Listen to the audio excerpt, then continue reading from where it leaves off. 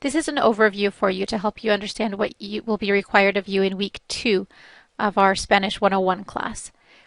So here in course materials, you'll see the week 2 folder.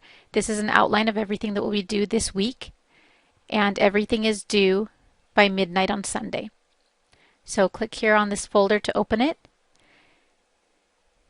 And the first thing you'll need to do is study the vocabulary. And of course, this you'll be working on throughout the week, but you'll review the pages where the vocabulary is introduced in your textbook. And just by way of introduction of the textbook, because we're starting with our first chapter, that'll follow the same pattern as all the rest of the chapters. And each chapter is comprised of 3 pasos, or 3 sections. Paso 1 is always going to be vocabulary, and then paso 2 and paso 3, dos y tres, will always be gramática, or grammar lessons. So here, along with the vocabulary, which you'll need to review in the textbook, if you open this folder, you'll find audio files, flashcards, and sometimes other resources to go along with that. So sorry, my computer goes a little bit slowly when I have the recording on. But here, if you click on this link, it'll take you to a site called Study Stack, where the flashcards have already been created for you for the Chapter 1 vocabulary, and you'll want to play around a little bit with this site and figure out which different aspects you'd like to use of it.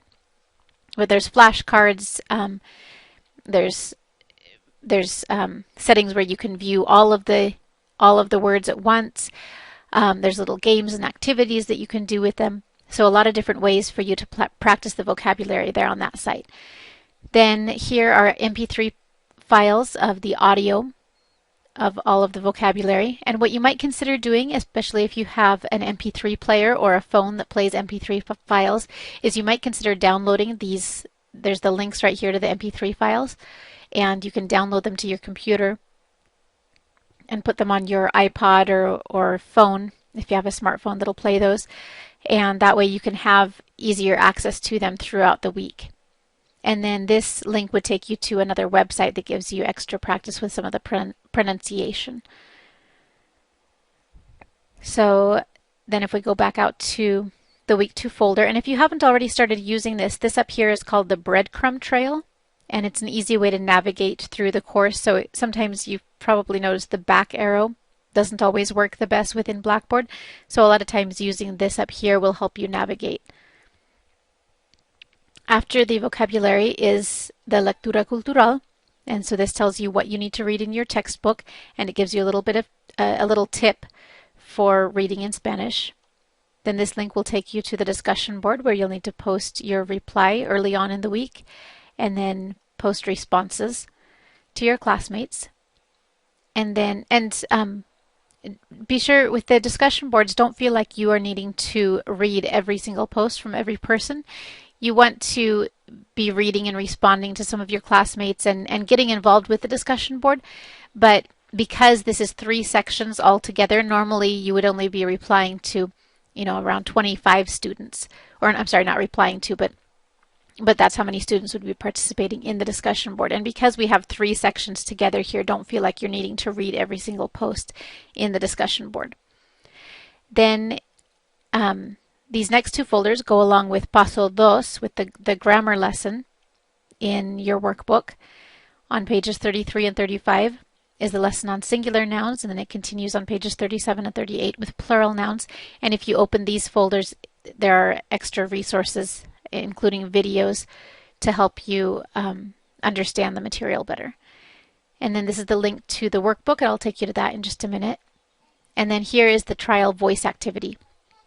So for this week, you're not having to create a voice activity based on the work that we've done. It's just a trial to help you set up your account on the site that we're going to be using and get used to posting that link or embedding that link within Blackboard. So let me know if you have any problems with that, but the instructions for all of this are within helpful documents here. If you go in there, there's a document called Instructions for Creating and Posting Audio Assignments, and you'll want to make sure that you take some time the first time that you do this in this unit, because it'll take some time to read through and to go through all of the steps. And you might consider printing this off for yourself so that you have easy access to it in the future when we do audio assignments.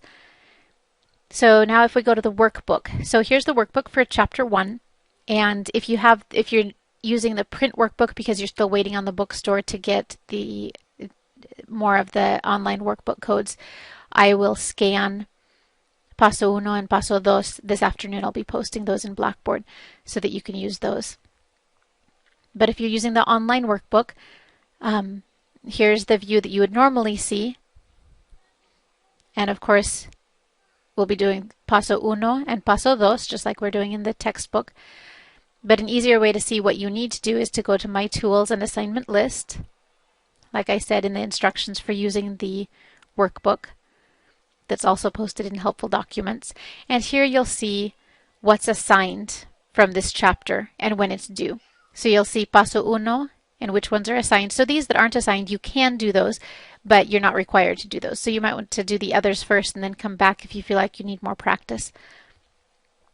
But work through all of the assigned activities for Paso Uno and Paso Dos, and then you'll see with Paso Tres the due date changes because those are for the following week.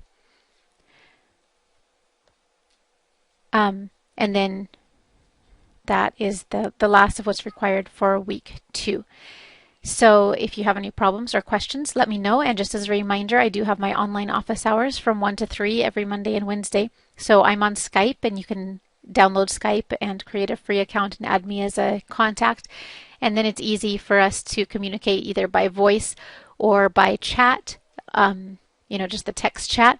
Or also I can share my desktop and walk you through how to do things. And I think then that you could share your desktop with me also, so I can help you figure out how to do things if you're having a hard time in Blackboard or with a particular assignment. So if you have any questions or problems, let me know, and I hope you have a great week.